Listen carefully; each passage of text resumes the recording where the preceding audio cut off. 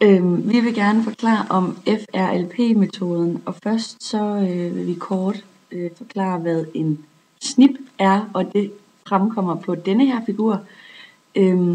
En SNP er, når der er sket en ændring eller arvet en ændring, og det kan man se ved mand 1, at der har den ændret sig der har nukleotiden ændret sig fra A til T. Det vil altså sige, at den på en måde er syg.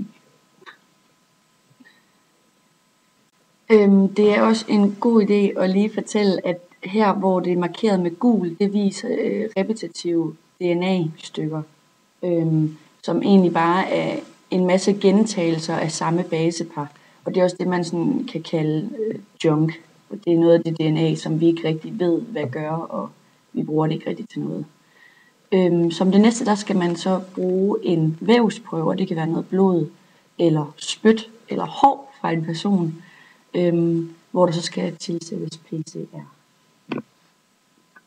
Dernæst skal der laves PCR, som den her figur viser, og øverst der kan man se, at der har været en opvarmning, og nu har man så nogle primer, der indikerer starten, og de bindes til et enkeltstrenget DNA-stykke, og de arbejder efter 5-3-metoden. Dernæst så tilsætter man DNA-polymerase, som er et enzym, og også nogle DNA-nukleotider, og der sker så en kopiering, så man ender op med 2 dobbeltstrengede DNA-molekyler, som man kan se ved tredje figur. Og de danner sig efter samme princip som replikation, som er en fordobling eller kopiering.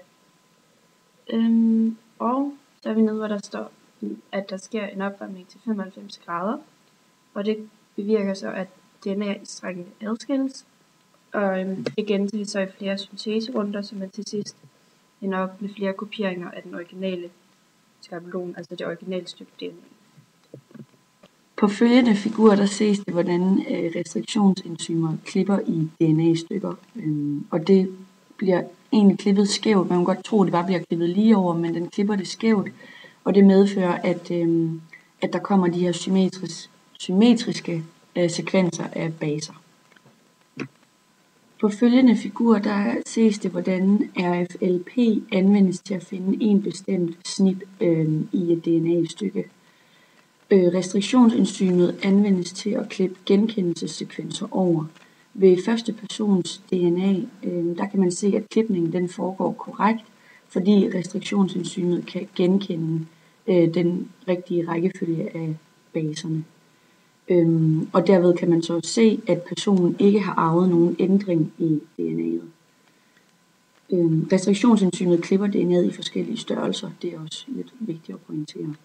Ved person nummer 2, der kan man se, at der er sket en ændring, eller personen har arvet en ændring i DNA'et. Og derfor springer enzymet en klipning over, fordi som sagt kan enzymet normalt genkende rækkefølgen på nukleotiderne eller baseparerne.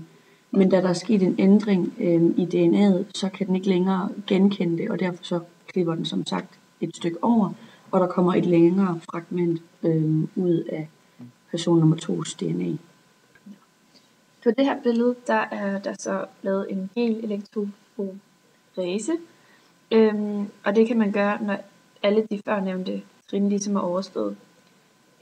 I den første bane, der hvor der står et 1-tal, der har man lavet en DNA-markør, der viser de forskellige baseparlængder. Og så kan man tage sine andre DNA-prøver og lægge i de næste brønde, der hvor der står 2, 3, 4 og 5. Og så kan man bruge markøren til at sammenligne sine DNA-prøver og aflæse, hvilke længde basepar de forskellige personers DNA så har.